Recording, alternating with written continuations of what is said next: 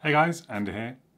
So I'm taking a look today. Well, this isn't a review. I want to be very clear because some people watch these unboxings and oh, great review, or that's not a very good review. It's not a review. It's an unboxing and maybe a bit of a first look at the GoPro Hero 10 Black, but also the Volta accessory, the handheld tripody battery grip thing. So I think I did a review. I've got the 9 already, but I've got the 10 to kind of help me with my vlogging, really, just so I can have, when I'm cycling, and have one of them on my chest and one of them doing whatever I want. So yeah, today we're just going to do a bit of an unboxing and maybe a bit of a first look and a bit of a chat about some of the features of the GoPro Hero 10 Black.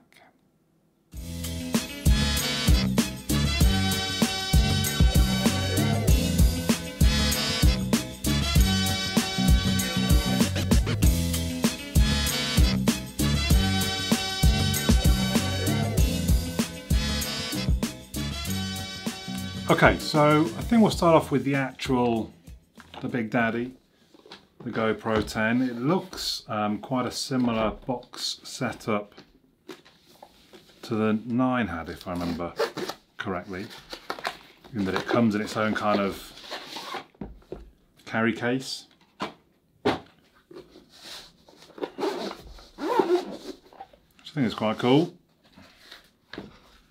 Got some instructions. Some stickers by the looks of that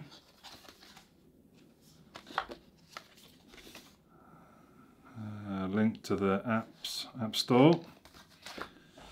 We've got a Type-C cable. We've got a sticky slide.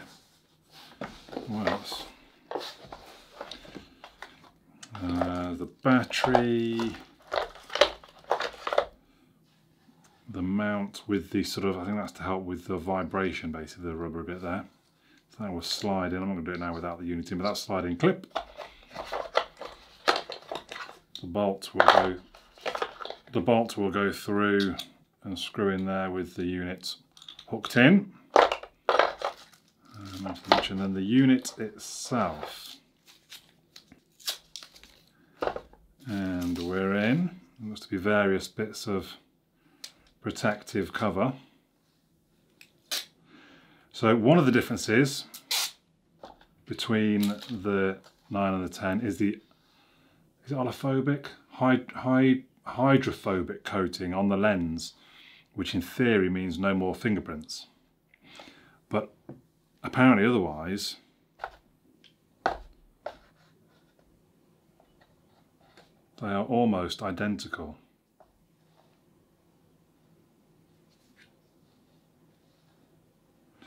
Physically, although apparently 5 grams lighter, the Hero 10. So the battery, as it did, has it got the memory card? Where do I get? Because I'm fairly sure this comes with a memory card. I don't see it. I might have to track that down separately. I have quite a few batteries now, and they are the same for the 9 and the 10. Let's see if we've got any juice. Yeah, I should probably get it connected up with the Quick app. Oh. Okay, well, maybe we'll come back to that. So yeah, it's not hugely different to the 9. We've got the on, off, and the sort of mode selection on the one side. We've got the red start, stop button on the top. We've got the front facing screen and obviously the rear facing touch screen. So what are some of the differences between the 9 and the 10? Because as you can see, and as I've said, they're so similar. Well, I've mentioned the hydrophobic coating on the lens. The 10 has the GP2 SoC, which I guess is system on chip. Twice the performance of the GP1. That means snappier performance from the touchscreen and just generally operating it. But also better frame rates, they're basically doubled. So the 10 can do 4K at 120 frames a second, whereas the 9 can only do 4K at 60.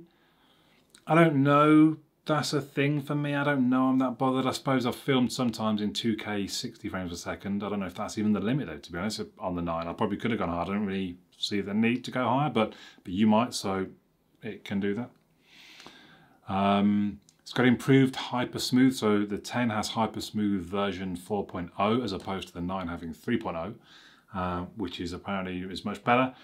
And better horizon leveling, and this I found quite amazing. So horizon leveling is if I'm filming and I'm wobbling around, it basically keeps the horizon level for me in the film.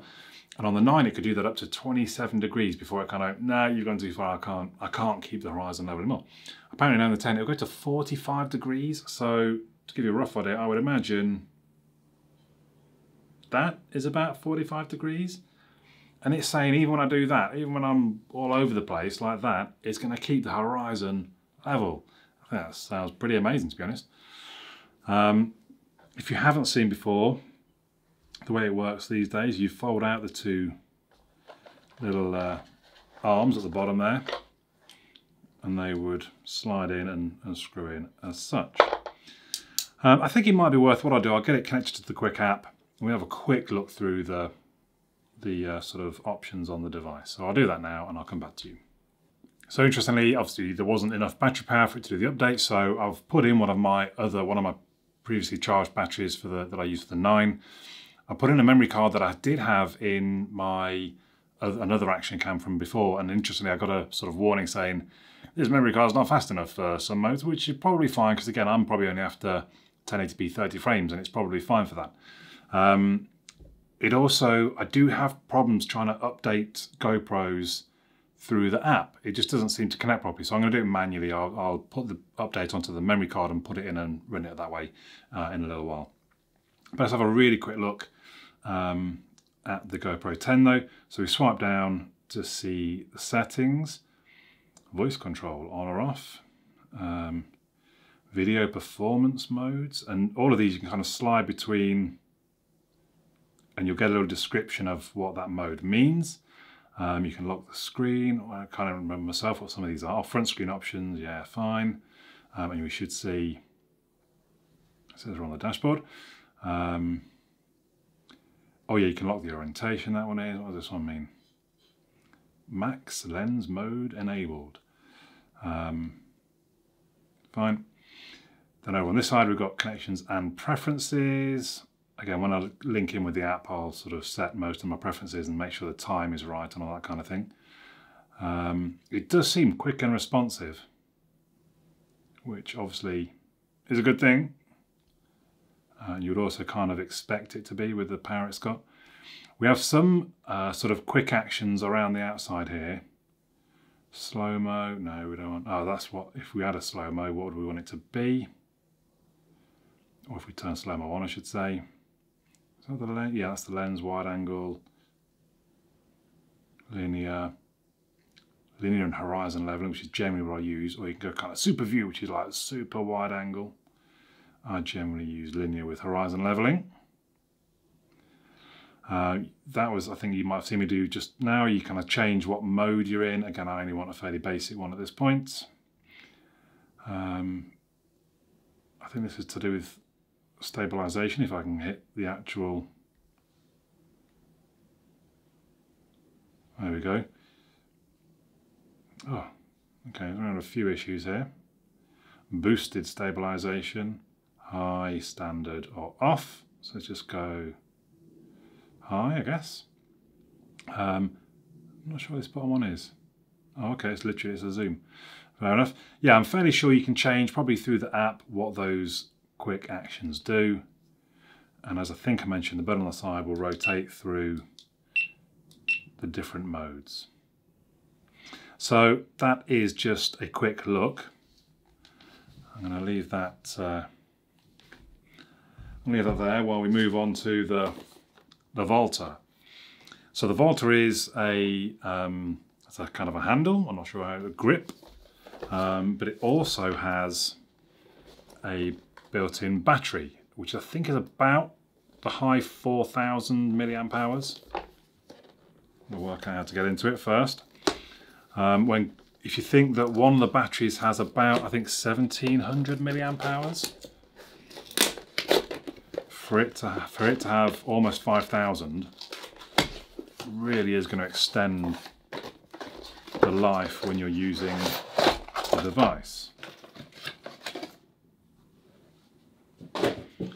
So we've got a user guide. I'm not really too worried about that. We've got safety instructions. Not too worried about that.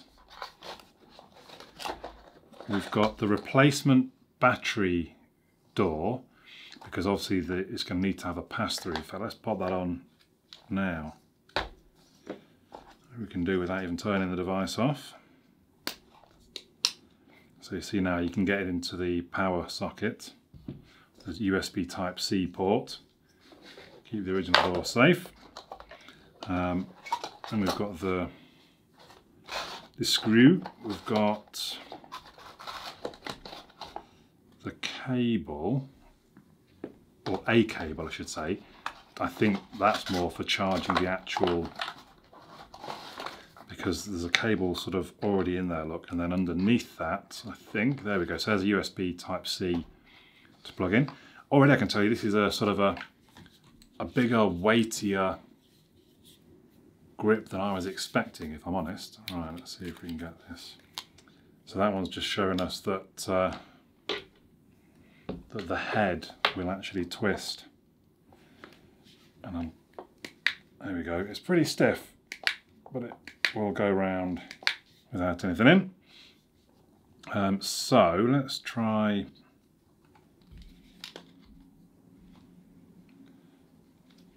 In we go.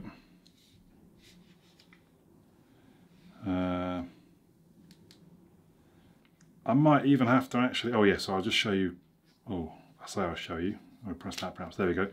So you can still attach it to things with that pop out. Oh wow, how do they go back in? I have to press it to push it back in, that's fine. And we also have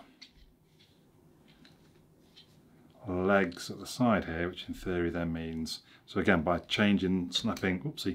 snapping that round and adjusting, you've got a pretty useful tripod. So what I don't know is how we get it paired, so I might need to refer to, what I didn't think about was one of the recent updates enabled the Volta to be to communicate with the GoPro. So I've manually updated, I just downloaded the latest update, .zip, unzipped it onto the SD card that goes in the camera, run the update that way, and then it was just saying, updating Volta, boom, job done. And now, as I press the power button, for example, if I flip it around, I can start recording using the button on the Volta, and then stop again, like so. In theory I can connect it via Bluetooth. Pressing this Bluetooth button I can connect it wirelessly, so I can unplug it, I can leave the GoPro somewhere else and still use Volta to start, which could be handy. You know, I could put it somewhere, take a still photo, connect it back up again. So yeah, I mean that's the Volta. It is just a first look. It does feel a very well made product. The handle, everything's kind of soft rubber touch almost. As I've shown you, you can pop out the side to connect onto things. It does have a wrist strap if that's your thing, which actually could be handy when I'm cycling. I probably should use that, to be fair. And then yeah, start and stop, change modes, all could be quite handy stuff when I'm cycling. The more that I can do nice and easily instead of having to reach around over the top when I'm cycling along or whatever speed, could be really, really handy. Built in with the tripod as well, excuse me, and the extra charging from the battery in the Volta. Seems not bad. So the prices I don't really touch on, I don't think. The Volta, so if you buy them and get a GoPro subscription at the same time, it makes it a lot cheaper. So if you're just buying the GoPro 10, you're looking at 500 and a bit. With membership, GoPro subscription I should say, which is £50 in theory, it was 320 including the membership, the subscription, and the Volta was then about £90. So yeah, it would have been £405 for the two. I'm fairly sure I should have a memory card. I had to get in touch with them because I'd ordered this hoping I would get it in time for Easter, so I paid £10 more for the faster shipping, and then there was delays and I didn't get it in time. So I was on chat with them this morning and explained, and they said, oh, okay, sorry, have a free accessory. So I've got a chest strap on its way, which would be quite handy actually. And now I'm going to get back in touch and saying, well, I think you're supposed to send me a memory card. Where's my memory card? I mean, it's not the biggest thing, but it's only 32 gig and I probably want a bigger one. So maybe I'm going to order, maybe I'll just order a 128. I might try now because maybe I'll get another accessory. Or I mean, just another memory card is handy anyway, I suppose. But there you go. That is the GoPro 10 and the Volta hand grip. Let me know your thoughts in the comments down below. I do read all the comments, so please do let me know your thoughts. I will probably try and do an actual review of the 10 because this was not a review. But we'll see how it goes. But yeah, let me know your thoughts. For now, my name's Andy. I'll catch you all again soon.